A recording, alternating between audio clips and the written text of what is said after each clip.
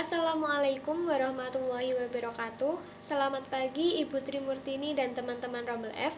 Perkenalkan, kami dari kelompok 1 akan mempresentasikan hasil diskusi kelompok kami mengenai analisis statistika deskriptif dalam skripsi. Kelompok kami beranggotakan saya, Mila Ika Saputri, NIM 14014192448, dan teman saya, Lisandra Aulia Rahmah dengan NIM 140141924. Pada hari ini kita akan membahas mengenai 3 subbab, yaitu yang pertama ukuran pemusatan data dan jenisnya, yang kedua ukuran penyebaran data dan jenisnya, dan yang ketiga yaitu mengenai analisis data statistika deskriptif dalam skripsi yang telah kami temukan. Untuk yang pertama yaitu mengenai ukuran pemusatan data. Ukuran pemusatan data adalah sembarang ukuran yang menunjukkan pusat segugus data yang telah diurutkan dari yang terkecil hingga yang terbesar ataupun sebaliknya. Jenis-jenis pemusatan data yaitu terdiri dari 6 bagian. Yang pertama, rata-rata hitungan. Yang kedua, rata-rata harmonik. Yang ketiga, rata-rata ukur atau geometrik. Yang keempat, yaitu rata-rata kuadratis. Yang kelima, modus. Dan yang keenam, yaitu median. Jenis-jenis pemusatan data. Yang pertama ada rata-rata hitungan dengan rumus sigma X per N. Lalu ada rata-rata harmonik dengan rumus N per sigma I dimulai dari 1 sampai N, 1 per XI. Lalu ada rata-rata ukur dengan rumus akar N dari X1 dikali X2 kali X3 sampai ke Xn. Lalu ada rata-rata kuadratis dengan rumus akar sigma xi kuadrat per n. Selanjutnya ada modus dengan rumus L0 ditambah dalam kurung D1 per D1 ditambah D2 dikali I. Lalu ada median dengan rumus XII ditambah dalam kurung N per 2 dikurangi FKII di per FI dikali P. Nah, untuk selanjutnya ada ukuran penyebaran data. Ukuran penyebaran data adalah berbagai macam ukuran statistik yang digunakan untuk mengetahui luas penyebaran data. Nah, jenis-jenis penyebaran data ini ada kuartil, desil, persentil, rank, simpangan rata-rata, dan varian. Untuk selanjutnya yaitu mengenai jenis penyebaran data. Untuk jenis penyebaran data yang pertama yaitu kuartil. Kuartil adalah suatu nilai yang akan membagi 4 bagian sama banyak terhadap seluruh data yang telah diurutkan. Nah, untuk mencari kuartil, kita dapat menggunakan rumus yaitu KI sama dengan BBKI ditambah P dalam kurung I per 4N dikurangi FKI kumulatif dibagi FKI frekuensi kemudian dikalikan I, di mana KI itu adalah kuartil ke 1, 2, 3, atau 4. Kemudian BBKI yaitu batas bawah kelas interval yang mengandung KI. P itu merupakan panjang kelas interval. N itu merupakan banyak data. FKI itu merupakan frekuensi kumulatif sebelum kelas interval KI. Dan FKI dengan huruf kecil yaitu merupakan frekuensi kelas interval yang mengandung KI. Untuk yang selanjutnya yaitu desil. Desil adalah sekumpulan data yang akan dibagi menjadi 10 bagian sama banyak. Nah, untuk mencari desil ini sama seperti kuartil tadi, namun kita ganti menjadi 1/10, yaitu dengan rumus DI sama dengan BBDI ditambah P dalam kurung I per 10N ditambah FDI dengan huruf besar, kemudian dibagi FDI dengan huruf kecil, kemudian dikalikan dengan I, di mana yaitu BBDI adalah batas bawah kelas interval yang mengandung DI, kemudian P adalah panjang kelas interval, N adalah banyak data, FDI dengan huruf kapital yaitu merupakan frekuensi kumulatif sebelum kelas interval DI, dan FDI dengan huruf kecil yaitu merupakan frekuensi kelas interval yang mengandung DI. Yang ketiga yaitu presentil. Presentil merupakan suatu ukuran data yang membagi data yang telah diurutkan menjadi 100 bagian sama banyak, sehingga dapat dikatakan bahwa presentil merupakan sebuah ukuran lokasi yang paling halus. Nah, untuk mencari presentil masih sama dengan rumus seperti kuartil dan desil, namun pembagiannya menjadi 100, yaitu rumusnya PI sama dengan BBPI ditambah P dalam kurung I per 100N dikurangi FPI huruf besar dibagi FPI huruf kecil kemudian dikalikan I, di mana BBPI itu merupakan batas bawah kelas interval yang mengandung PI, P merupakan panjang kelas interval, N merupakan jumlah data, FPI huruf besar yaitu merupakan frekuensi kumulatif sebelum kelas interval PI, dan FPI huruf kecil yaitu merupakan frekuensi kelas interval yang mengandung PI. Selanjutnya yaitu rank. Rank dalam dunia statistika dikenal sebagai ukuran penyebaran data yang paling sederhana. Nah, rank ini juga disebut dengan jangkauan atau selisih antara data dengan nilai yang terbesar dengan nilai yang terkecil. Nah, rank ini dapat dicari dengan dua cara. Untuk rank data tunggal yaitu dengan mengurangkan nilai maksimal dengan nilai minimal. Sedangkan untuk rank data kelompok yaitu dengan mengurangkan batas atas kelas tertinggi dikurangi batas bawah kelas terendah.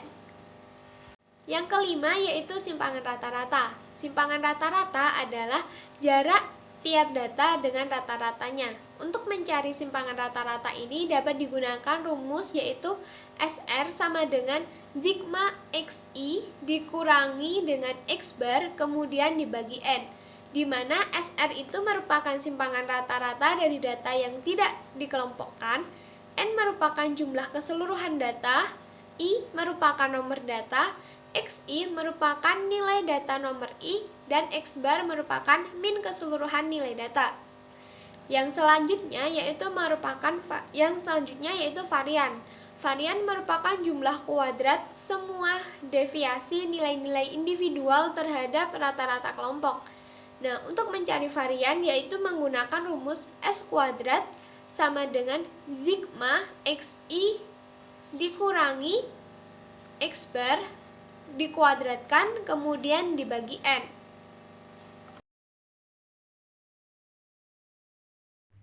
Dalam analisis data statistika deskriptif dalam skripsi, kami mengambil data dari Anwar Soleh Harahap, mahasiswa pendidikan matematika Universitas Islam Negeri Sumatera Utara tahun 2018 dengan judul Pengaruh Model Pembelajaran Kooperatif Tipe Mind Mapping terhadap hasil belajar siswa dalam pembelajaran matematika di kelas 7 MTS swasta Basilam Baru. Nah, berikut ini adalah data yang kami ambil.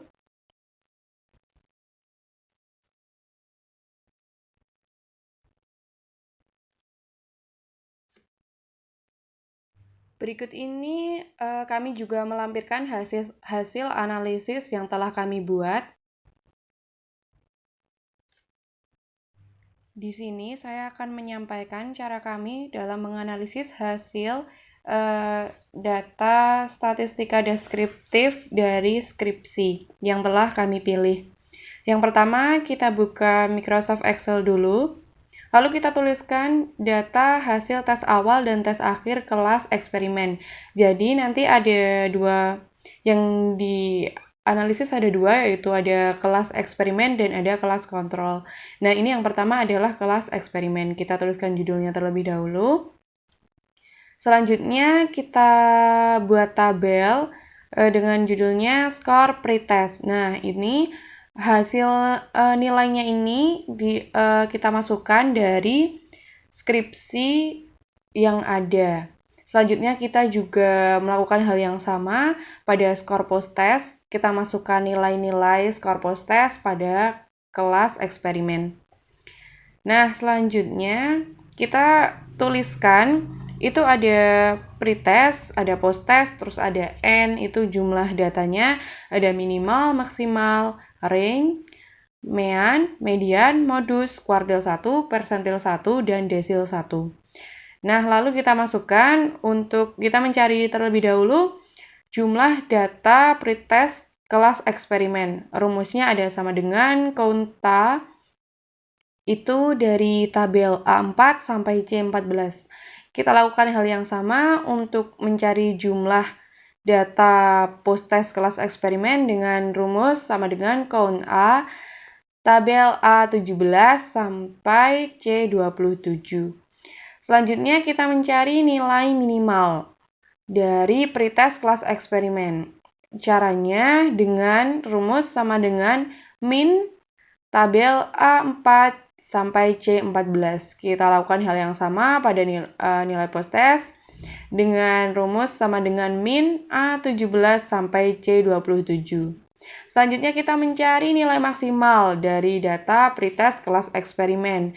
Rumusnya adalah sama dengan max A4 sampai C14. Kita lakukan hal yang sama pada post-test dengan rumus sama dengan max, kita masukkan tabelnya A17 sampai C27. Selanjutnya kita mencari rank dari hasil skor pretest kelas eksperimen. Rumusnya adalah rank itu nilai maksimal dikurangi dengan nilai minimal. Jadi kita langsung masukkan saja rank nilai pretestnya berarti sama dengan G12 min G11. Kita lakukan hal yang sama. Kita masukkan rumusnya sama dengan H12 dikurangi H11. Selanjutnya kita mencari mean atau rata-rata. Rata-rata dari nilai pretest kelas eksperimen kita bisa cari dengan rumus sama dengan average A4 sampai C14. Kita lakukan hal yang sama untuk mencari nilai post-test dengan rumus sama dengan average A17 sampai C27. Selanjutnya kita mencari median atau nilai tengah dari nilai pretest kelas eksperimen.